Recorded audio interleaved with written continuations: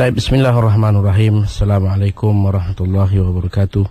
Alhamdulillah, alhamdulillah. Saya terus mengajak kepada pendengar Radio Aikim untuk kita tingkatkan lagi usaha ke arah kesyukuran kita yang tidak sudah kepada apa saja nikmat yang sedang kita kecapi. Jadi antara usahanya ialah kita dengan tajuk hari ini iaitu solat berjemaah. Ini satu juga usaha syukur kita atas apa yang Allah kurniakan kepada kita.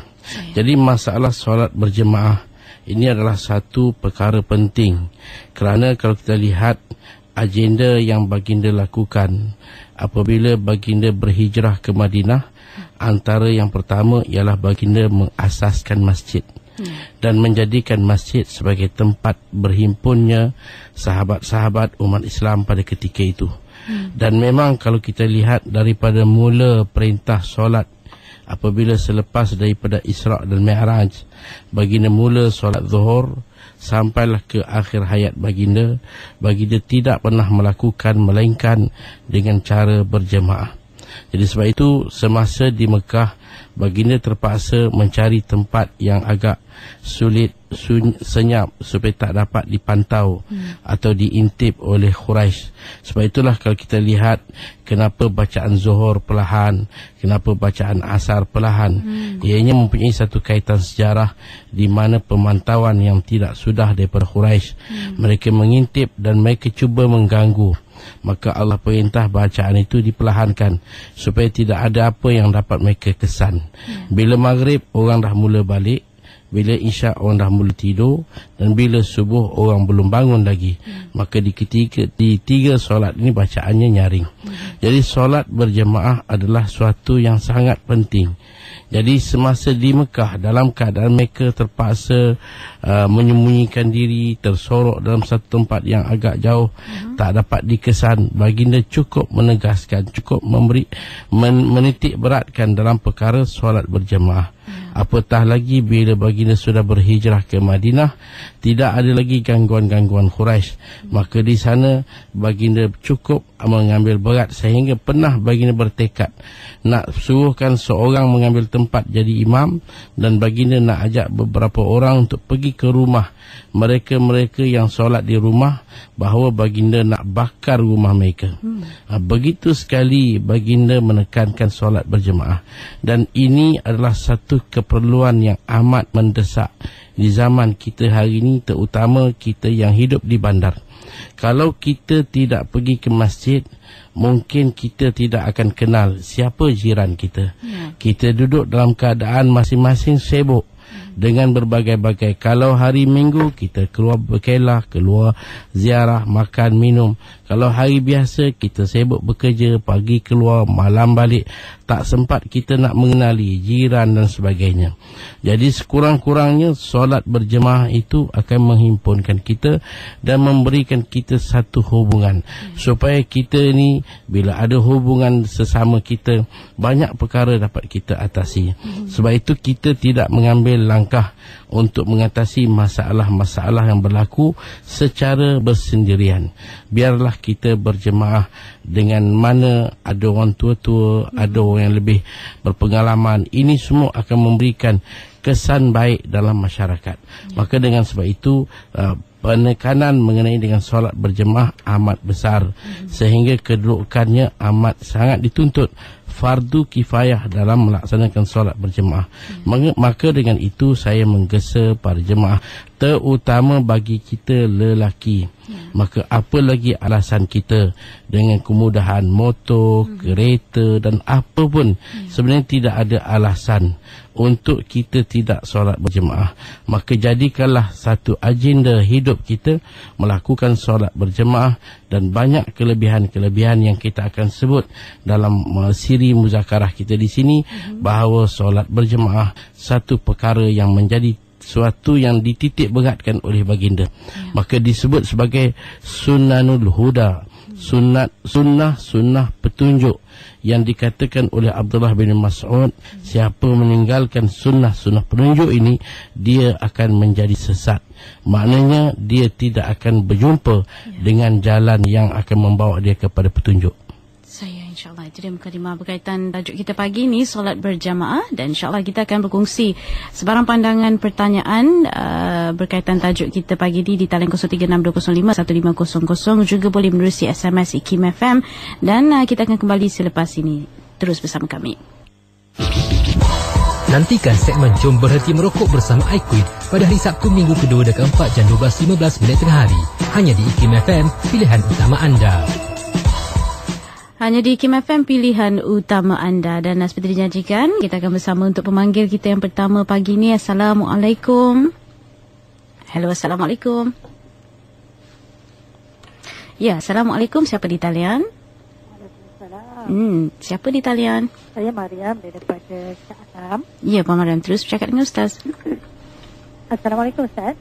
Waalaikumsalam warahmatullahi. Saya pernah telefon Ustaz tu pasal umur 50 tahun ibu berdikari yang sembahyang di masjid kan. Saya dah ikut nasihat Ustaz. Terima kasih.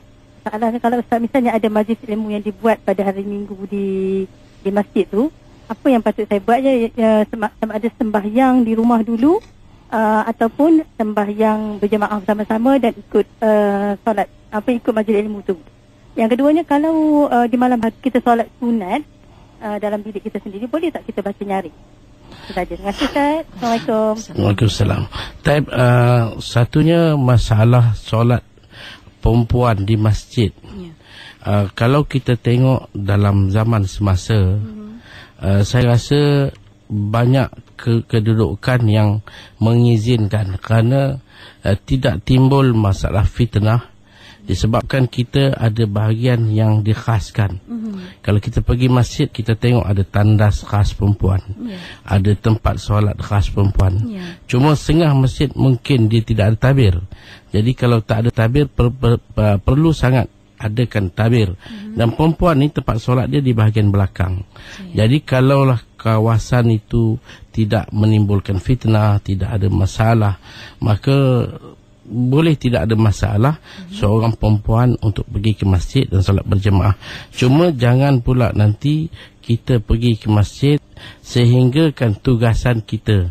Kerana kita ni bertanggungjawab, orang perempuan, dia sebagai ibu, dia sebagai isteri, maka itu juga perlu dilihat sebagai tanggungjawab. Jadi kalau boleh dapat melaksanakan tanggungjawab ini, maka teruskanlah apa yang baik. Mengenai dengan bacaan yang nyaring tadi, orang perempuan dalam solat dia sama dengan laki-laki. Sebenarnya kalau kita tengok Zuhur, Asar diperlahankan, laki-laki dan perempuan. Maghrib, Isyak, Subuh dinyaringkan. Cuma tidaklah senyaring bacaan lelaki. Jadi kalau di rumah dalam bilik kita nyaringkan. Jangan nanti kita di rumah kita solat maghrib macam solat zuhur, solat maghrib macam solat asar. Tak, nyaringkan bacaan. Kerana di dalam rumah kita mungkin ketika itu tak ada siapa yang menimbulkan fitnah. Kalau di sana hanya suami, anak-anak, bapa mentua, menantu, itu semua bukanlah suatu yang akan menimbulkan fitnah dalam keluarga. Maka boleh. Melainkan kalau ada orang asing, tetamu datang, maka situ kita perlahankan. Kalau tidak, maka nyaringkan bacaan dan tidak senyaring lelaki. Maka itu kedudukannya. Baik, insyaAllah. Dan kita ambil memanggil seterusnya. Assalamualaikum. Halo, Assalamualaikum. Waalaikumsalam warahmatullahi. Ya, siapa di talian? Saya Pak Ika daripada Terengganu. Baik, teruskan soalan. Saya kontak, saya ada dua soalan. Soalan pertama berkenaan wanita yang solat jemaah di masjid juga. Cuma soalan saya, macam suami saya tak pergi mayang masjid. So saya nak pergi, saya rasa macam risau pula takut orang tanya, suami tak pergi ke, tak nak macam mengaibkan suami lah. Okey, soalan yang kedua, saya nak sembahyang jemaah dengan kawan, tapi surau dekat pejabat saya tu dia macam tangga atau bertingkat. Kalau boleh ke imam ke atas, makmum dekat bawah? Baik. Itu soalan saya. Terima kasih. Assalamualaikum. Kalau ini pun satu masalah bila suami tak pergi ke masjid. Sebenarnya satu kerugian yang sangat. Kerana kita ni kalau kita lihat keperluan untuk kita buatkan sebagai bekalan kita. Kalau zaman sekarang lah kita nak bersedekah pun banyak mana nak bersedekah. Nak baca Quran pun banyak mana nak baca. Apalah amalan-amalan yang akan memberikan ganjaran lebih. Kalau kita dapat lihat nak kumpul sebanyaknya, maka melainkan satu amalan yang dapat kita lakukan di depan kita, solat berjemaah. Kerana perjalanan pergi ada pahala, tunggu ada pahala, solat berjemaah ada pahala, dengar bacaan imam ada pahala. Jadi sesuatu yang boleh memberikan income yang agak memuaskan kalau kita mati, bekalan kita tu insya-Allah dapat menampung. Tapi kalau suami sembahyang di rumah, ini satu yang merugikan.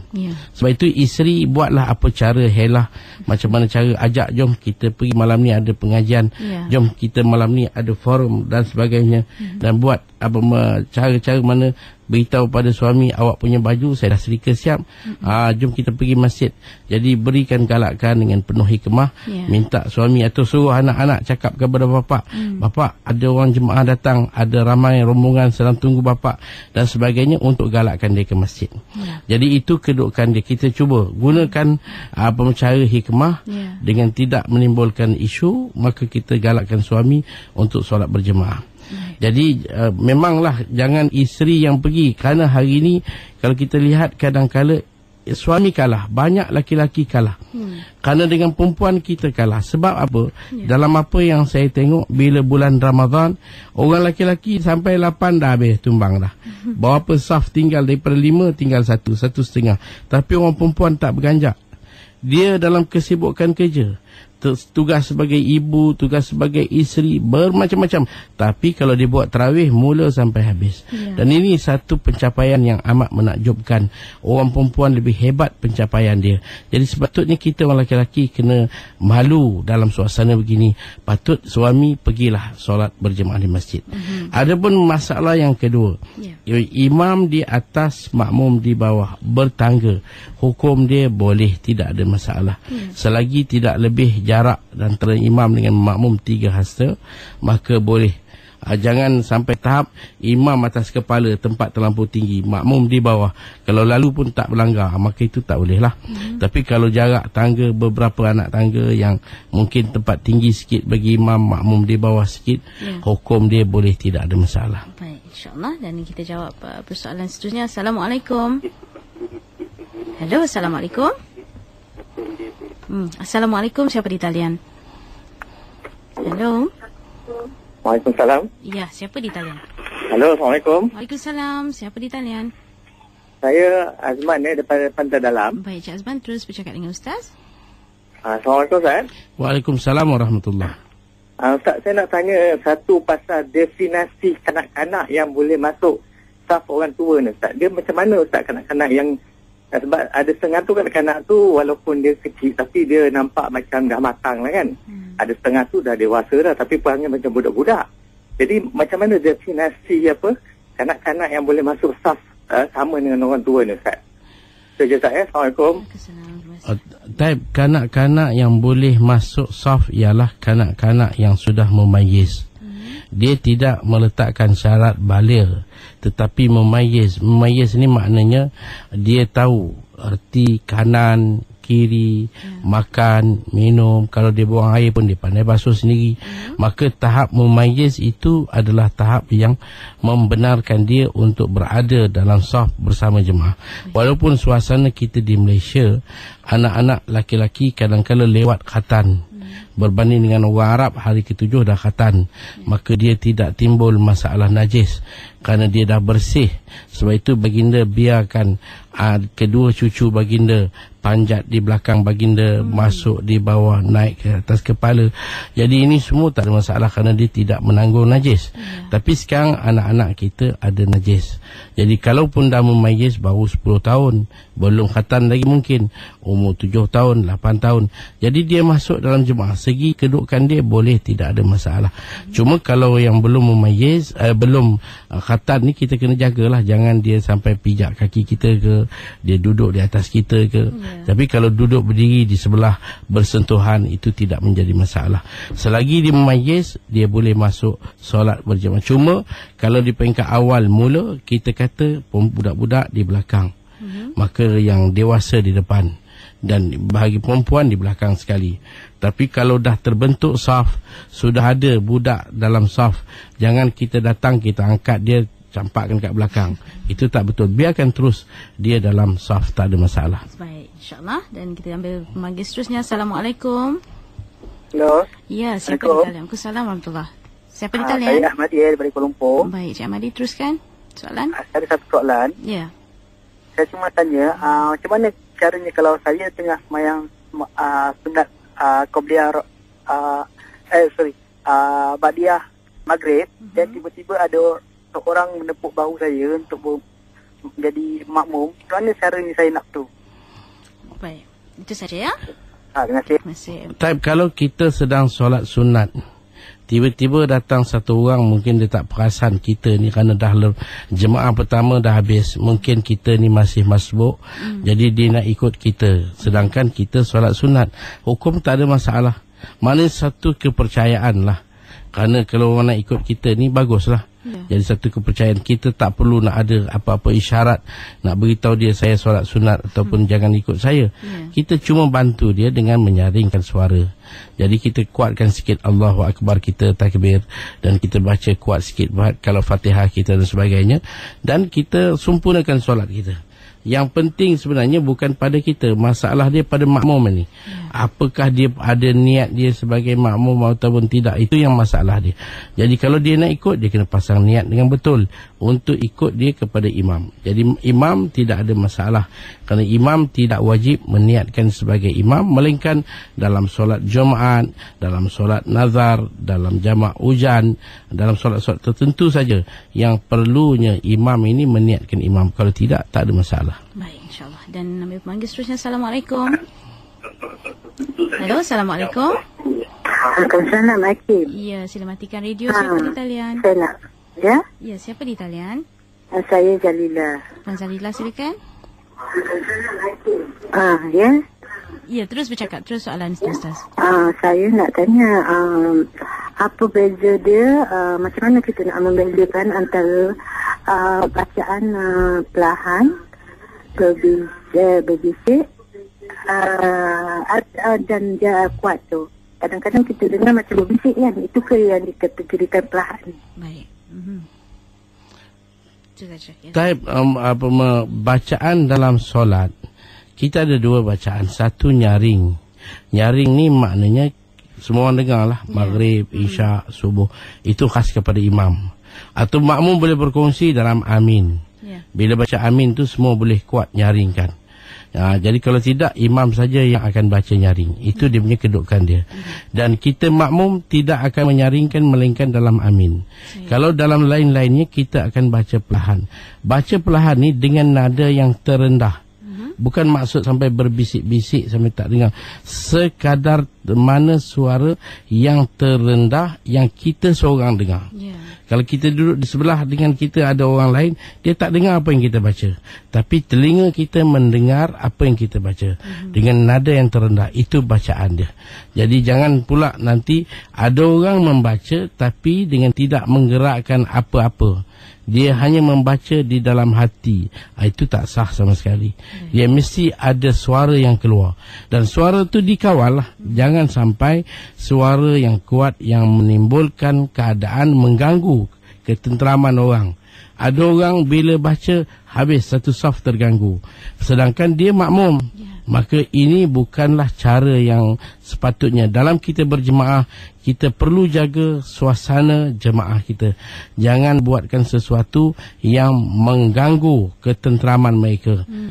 Sebab itu bacaan kita janganlah nyaring sehingga mengganggu orang lain. Dan ini suatu yang tidak patut. InsyaAllah. Kita nak berhenti rehat sekali lagi dan kembali selepas ini untuk lebih banyak lagi persoalan menerusi talian 0362051500 juga di Facebook IKIM FM. Terus bersama kami. Jangan lupa untuk mengikuti rancangan Duduk ke Buku bersama PTS Media Group pada bulan Mac ini setiap hari Khamis jam 9.15 malam hanya di IKIM FM. PTS Buku untuk semua.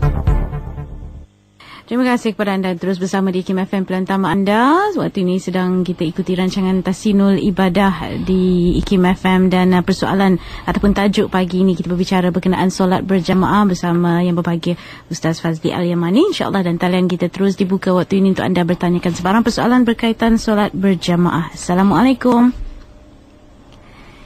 Ya, Assalamualaikum. Siapa di talian? Assalamualaikum. Teruskan, siapa di talian? Halo. Ya, Waalaikumsalam warahmatullahi. Saya Razak daripada Keluang Johor. Teruskan Cik Razak, cakap dengan Ustaz. Saya nak bertanya dengan Ustaz berkenaan sembahyang Jumaat. Saya berjemaah di rumah bersama anak-anak saya yang masih belum mumayyiz.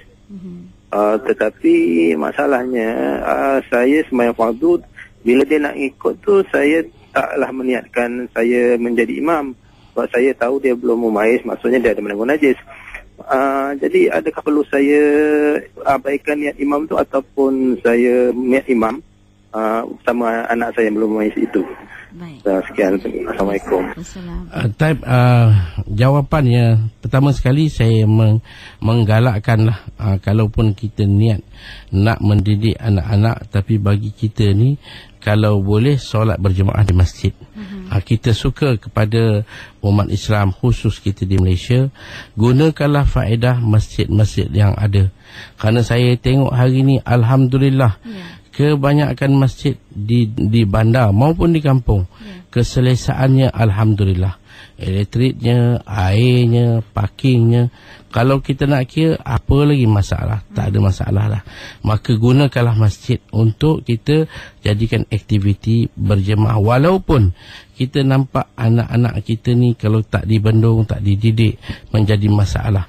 Tak, kita pergi masjid, buat selesai, balik di rumah, kita boleh sambung solat kita dengan solat sunat dan anak kita ikut. Cuma jawapan kepada soalan tadi, bagaimana dengan anak yang belum mumayyiz? Pertama sekali kita nak faham mumayyiz ni apa? Mumayyiz ni bukan makna tak khatan. Mumayyiz ni ialah dia seorang anak yang tahu membezakan. Dia faham cakap, maknanya bezakan. Kalau kita tengok dia pakai kasut, dia tahu kanan mana, kiri mana.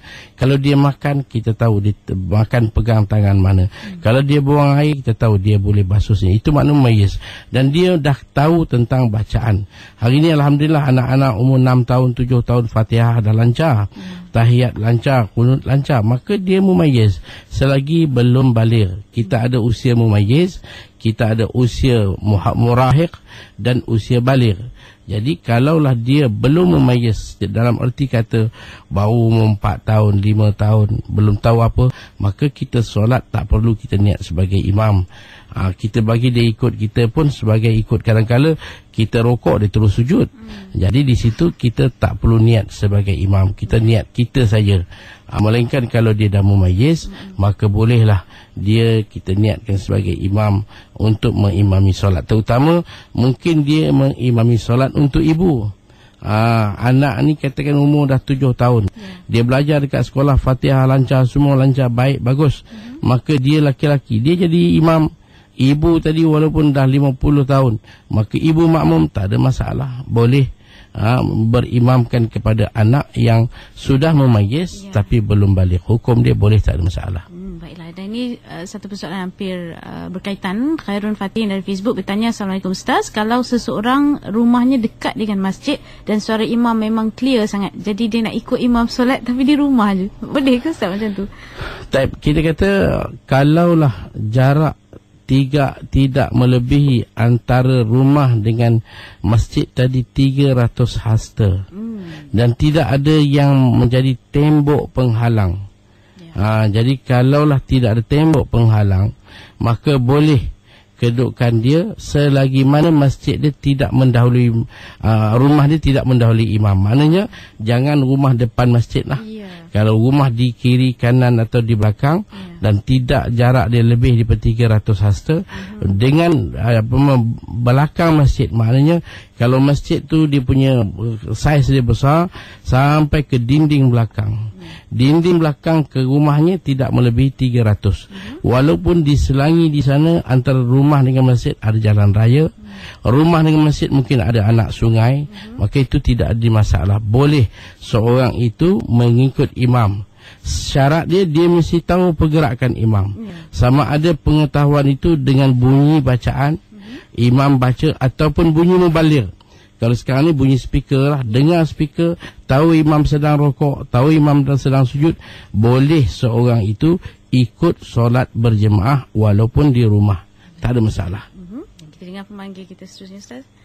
Saya nak tanya, kalau kita tepuk bahu seorang yang solat berseorangan, kemudian orang tu solat laju sangat, macam mana boleh ke kita keluar balik? Dan boleh kita bergerak semula ke depan, langkah ke hadapan? Soalan nombor 2 saya, kalau jadi masbuk ni, kemudian orang tepuk belakang kita, berapa kali boleh? Maksud saya berantai-rantai macam mana?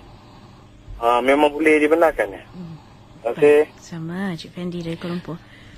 Mengenai dengan kita ikut imam, kemudian kita nak tarik diri untuk tidak ikut imam, dia tidak ada masalah. Dia bukanlah bila ikut ni terikat. Tak. Mungkin kita ikut imam di awal, kita dapati imam laju sangat, kita tak dapat kejar. Jadi kita niat balik mufarakah, buat sendiri kita.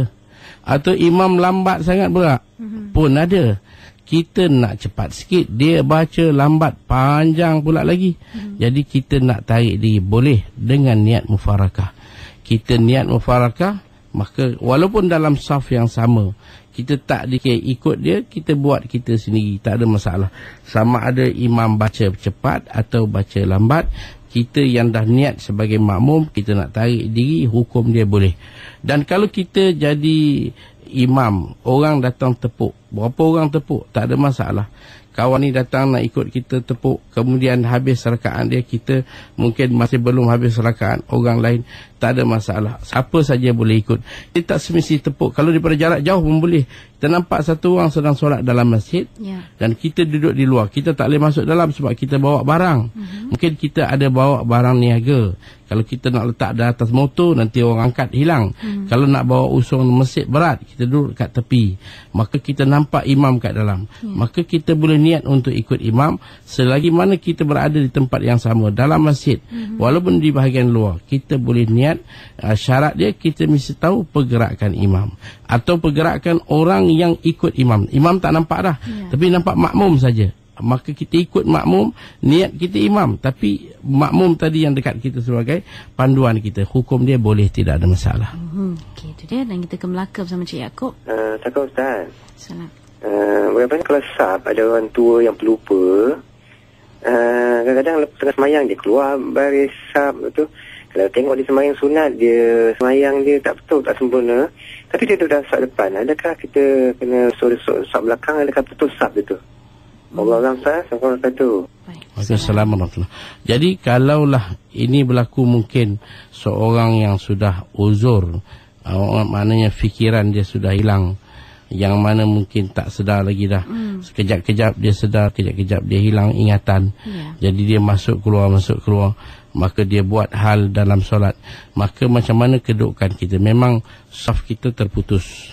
Dengan makmum yang begini, saf kita terputus. Jadi kita tengoklah, kalaulah ada hal pada seorang, maka kita cuba cari jalan dengan baik, macam mana menasihatkan dia duduk di bahagian tepi, supaya kalau apa-apa hal dia nak keluar ke, mudah keluar, supaya tidak mengganggu kedudukan perjalanan jemaah tadi, insyaAllah. Dan ini dari Facebook, Cik Harul bertanya, Assalamualaikum Ustaz, ketika kita dalam keadaan masbuk, Fatihah tidak sempat dihabiskan, imam telah rukuk, perlukah kita ikut imam atau habiskan Fatihah dulu? Kalau kita masbuk ini kita perlu faham. Apa yang dikatakan masbuk ialah seseorang yang mana selepas dia takbir, dia tidak berkesempatan untuk menyempurnakan Fatihah. Kalau dia baca tak sampai habis, imam rukuk. Sama ada rakaat pertama, rakaat kedua, rakaat ketiga, rakaat keempat, maka dia dalam kategori sebagai masbuk. Maka masbuk ni apa perlu buat? Imam rokok, terus rokok dengan imam. Terus rokok. Kalau dapat sempat sekadar subhanallah berhenti sama dengan imam, dia dapat rakaat. Kalau dia terlewat, maka terlepas. Kalau tidak, dia dapat rakaat, maka solat dia sah, tak ada masalah. Maka kalau macam mana berlaku, kita sampai Allahu Akbar, elok nak mula baca, imam dah rokok. Rokok terus dengan imam, dapat rakaat insyaAllah. Okey, itu dia. Dan seterusnya. Assalamualaikum Ustaz, saya nak bertanya berkenaan dengan solat. Ada, kalau kita bermusafir lebih daripada 3 hari, lepas tu maksudnya kadang-kadang 10 hari, kadang-kadang 13 hari, kadang-kadang 14 hari, kalau contohnya kalau kita balik kampung, bolehkah sepanjang masa tersebut kita membuat solat, rusul solat jamak dan qasar? Sekian saja. Terima kasih. Assalamualaikum, Cik Abdul Malik. Kalau kita dalam satu perjalanan menuju ke setempat, contohnya ke kampung kita, yang kita ni duduk di Kuala Lumpur sudah mustautin, maknanya kita dah ingat beli rumah ke, duduk di sini ke. Kalau balik kampung ni hanya sekadar ziarah keluarga, itu je kita balik, ada raya sebagainya. Kalau tidak, kita duduk di sini, maka kita dah dikira mustautin di bandar, maka kampung kita tu bukan tempat mustautin. Ada juga orang yang duduk di bandar ni sekadar untuk menjalankan kerja. Habis kerja pencen, dia dah ada tanah, dia dah ada rumah, dia akan balik di kampung. Ini dua keadaan yang berbeza. Yang penting pertama sekali ialah perjalanan. Dalam perjalanan pergi dan balik yang mungkin makan masa, kalau kita sampai tempat kita mustautin, habis kita dah jadi mukim. Mustautin macam biasa, maknanya bagi mereka yang duduk Kuala Lumpur ni, kerja sekadar kerja, balik memang nak menetap di kampung, maka dia masuk kampung macam mana dia orang kampung. Dia kena solat jemaah, dia kena solat Jumaat, dan tak boleh jamak, tak boleh qasar. Tapi kalau kita balik sekadar ziarah, maka kita tengok berapa tempoh. Jangan kita pakai tempoh perjalanan sampai. Kalau sampai pukul 3, kirakan 3 sampai 3 besok, dan 3 seterusnya. Kalau niat kita nak duduk tak lebih daripada 3 hari, selama tu kita boleh qasar, kita boleh jamak. Kalau kita niat nak duduk lebih daripada 3 hari, 4 hari, 5 hari, 6 hari, kerana raya panjang. Kena pula kadang-kadang raya ni bertemu dengan Isnin, bertemu dengan Ahad, dengan Jumaat. Jadi panjang, kadang dapat 6 hari. Niat 6 hari terus, maka itu tidak boleh qasar, tidak boleh jamak. Baik, insyaAllah. Dan pemanggil seterusnya. Persoalannya macam ni, Ustaz. Pada satu hari saya sembahyang Zuhur. Ketika di yang pertama datang satu jemaah Afrika, badannya lebih besar pada saya dan lebih tinggi. Kemudian kedudukan dia, jari kaki dia dengan saya lebih kurang ke belakang sikit, lebih kurang 2 inci. Kemudian bila saya rokok, nampak dia rokok lebih laju dan keadaan belakang dia lebih tinggi daripada saya dan kepala dia lebih ke depan. Kemudian bila sujud pun sama juga, dia agak macam tangkas sikit pada saya dan dia sujud dia lebih ke depan, saya jadi ke belakang. Kemudian bila rakaat yang kedua, saya pindah rukun dahulu, baru saya takbir. Jadi soalannya, adakah betul tindakan saya pindah rukun dulu, baru takbir? Kedua, bolehkah keadaannya tu makmum tu dia lebih ke depan pada saya sebab saya dia lebih besar? Itu saja. Assalamualaikum. Waalaikumsalam. Ya, Ustaz. Bila kata pindah rukun ni, macam mana yang dikatakan pindah rukun? Itu mungkin satu masalah. Tapi kalau kita nak kira makmum kita dengan makmum dalam solat, yang pentingnya dalam solat berjemaah ini, makmum jangan berada di hadapan imam. Kalau makmum berada bersama lain, sukatan dia bukan anak-anak jari, tetapi tumit dia. Kalau tumit sama-sama, tak ada jarak yang memisahkan, hukum dia sah tapi makruh. Tapi yang terbaiknya tumit makmum hendaklah di belakang. Berbanding kalau katakan macam tadi, makmum Afrika ni dia panjang kaki dia, jari sama tapi tumit dia ke belakang, itu sah. Jangan tumit sama, tumit sama, jari dia ke depan, itu pun sah tapi makruh. Tapi jangan sampai tumit dia depan daripada tumit kita, itu tak boleh. Kemudian ada pun dalam pergerakan solat, memang banyak berlaku, terutama dalam solat-solat kita, dalam masyarakat kita, imam-imam kita ni banyaknya kita ambil imam yang berpengalaman, orang yang sudah agak berumur.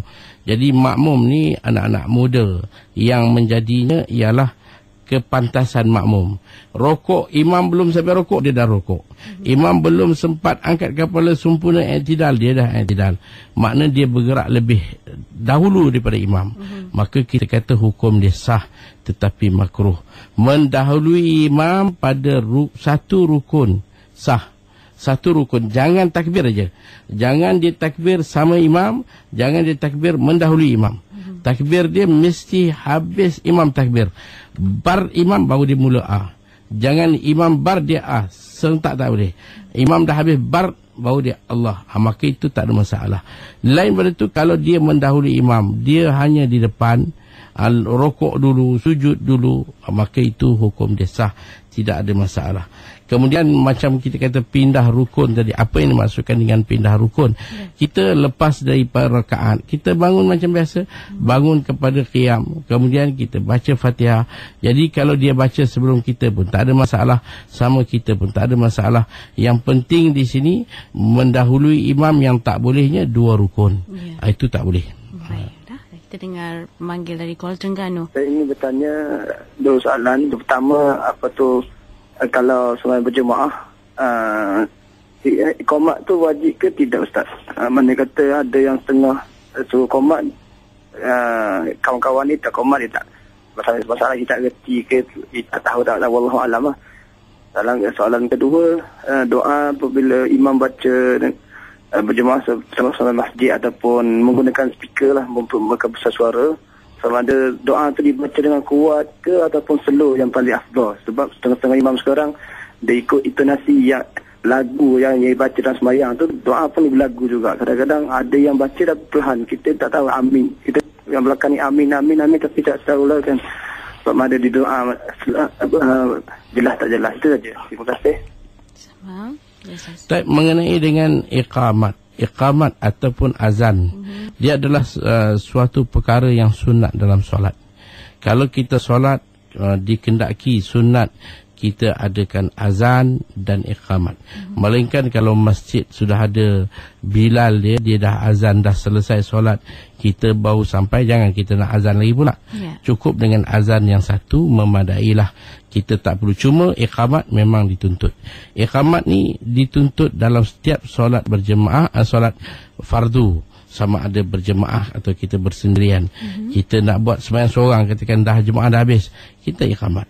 Kita nak buat jamak takdim takhir, kita iqamat. Solat pertama iqamat, solat kedua iqamat. Cuma azan, kalau masjid tu dah ada azan, tak perlu azan. Jadi kita kata di sini solat kita disunatkan kita lakukan iqamat dalam kita nak solat. Itu cantik. Kalau kita solat, katakan jemaah pertama dah selesai, kita jemaah kedua atau jemaah kemudian, maka kita nak buat sama ada berseorangan atau berjemaah, disunatkan kita iqamat. Baik, insyaAllah. Dan kita dengar pemanggil seterusnya. Saya ada anak lelaki berumur 4 tahun. Anak saya ni dia suka, saya dapati dia suka mengulang-ulang bacaan dalam rukuk, sujud. Soalan saya, boleh tak saya masa solat berjemaah dengan dia, saya kuatkan bacaan dalam rukuk, sujud, tahiyat. Itu saja. Type ibu dalam mendidik anak-anak, kalau dalam solat dia nak bagi anak ni ikut, anak dalam usia yang kita kata budak belum baligh, maka kita nak didik anak kita baca kuat, dia pun ikut, maka hukum dia boleh, tak ada masalah. Walaupun seorang ibu katakan solat maghrib, isyak dan subuh, anak ni dia ikut aja. Ibu baca kuat, Bismillahirrahmanirrahim, Fatihah dia kuat, sehingga makmum tadi, si anak tu dia ikut dan dia pun baca. Maka sebagai dalam masa yang sama, ibu sempurnakan solat dia, hukum dia boleh, tak ada masalah. Niatkan kita, jangan niat nak ajar dia, niat kita dalam kita menyempurnakan solat kita, insyaAllah boleh. Baik, dan kita raih lagi soalan daripada Facebook. ID Yusuf bertanya, Assalamualaikum Ustaz, majoriti imam di masjid dekat kawasan perumahannya tidak menitik beratkan isbal dalam pakaian mereka. Jadi saya khawatir untuk solat jemaah dengan imam tersebut, maka saya solat di rumah berjemaah dengan keluarga. Komen Ustaz dengan ijtihad saya. Kita punya usaha untuk solat di rumah itu tidak tepat. Kerana kita kata imam tak isbal, tak ada masalah. Isbal ni, kalau kita kata isbal, maksudnya dia berpakaian sampai meleik, sampai tutup kaki. Benda tu bukanlah sampai haram, dia hanya sekadar makruh.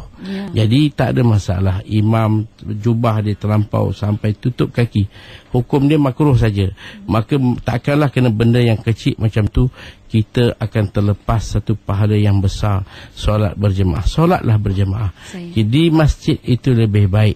Imam fasik pun kita boleh ikut, betapa lagi dengan imam yang hanya sekadar berpakaian yang tutup kaki, yang dipanggil isbal tadi, hukum dia tidak ada masalah. Pergilah masjid, itu yang terbaik. Baik, kita ambil panggil kita lagi. Assalamualaikum Ustaz. Assalamualaikum. Saya nak tanya masalah kunut kita makmum, Ya. adakah semuanya kita kena aminkan kunut imam itu?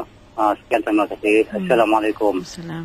Kalau imam membaca kunut pada solat subuh atau pada solat witir pada malam yang ke-16 sehingga penutup Ramadan, maka imam akan baca. Kunut ni dia adalah himpunan dalam dua perkara. Satu dipanggil doa, satu lagi dipanggil puji. Sana.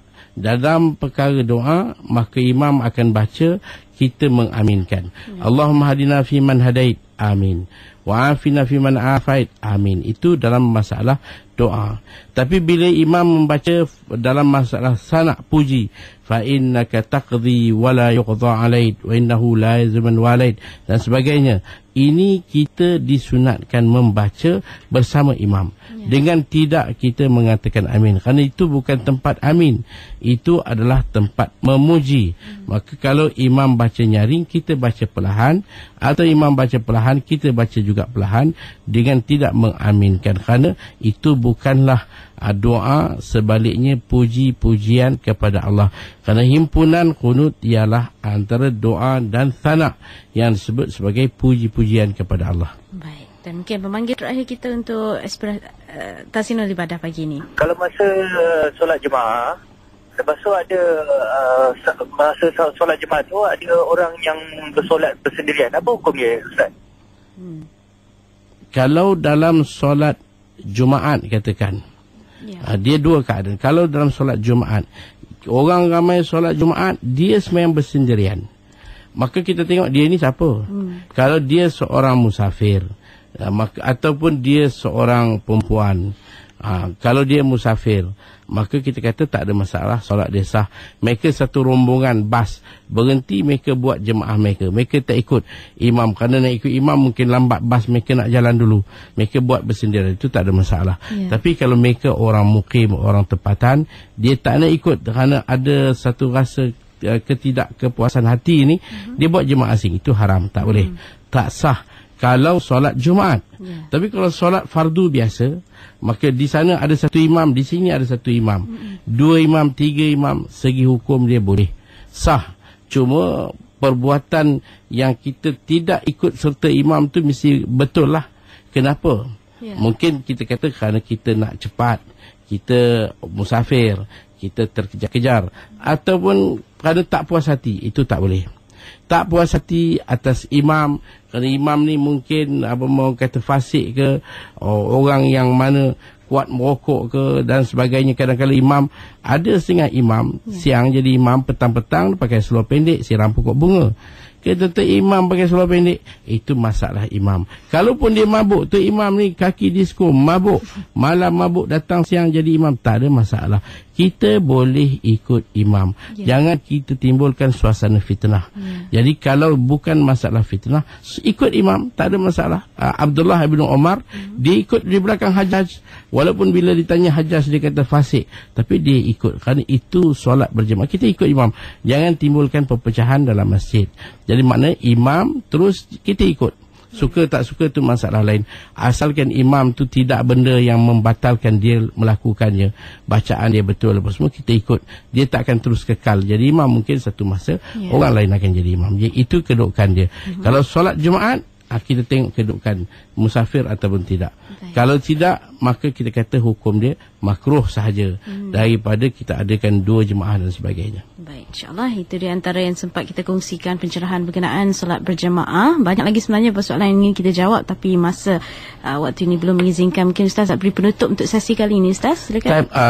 Saya terus mengajak para pendengar, ayo kita bergerak, dan peranan isteri-isteri ataupun ibu-ibu memberikan galakan kepada anak, kepada suami, supaya solat berjemaah. Ini adalah satu benteng kuat yang boleh mewujudkan suasana kesatuan dan mengukuhkan perpaduan di kalangan umat Islam, iaitu dengan solat berjemaah. Kalau kita lihat antara agenda utama baginda sampai ke Madinah, baginda menghubungkan antara Aus dan Khazraj, dan menghubungkan antara Ansar dan Muhajirin dengan solat berjemaah. Jadi insya-Allah tambah kita di Malaysia dengan keadaan berbagai-bagai kedudukan latar belakang masyarakat kita yang mungkin kita dalam berbagai kerja dan yang tak sama kedudukan, tapi bila kita solat berjemaah maka akan wujudlah suasana yang kita harapkan. Orang tua-tua dihormati, yang muda-muda dikasihi, alim ulama dihormati dan sebagainya, dan insya-Allah ini akan memberi kesan yang sangat baik untuk kita umat Islam di Malaysia. Wallahu a'lam bishawab. InsyaAllah.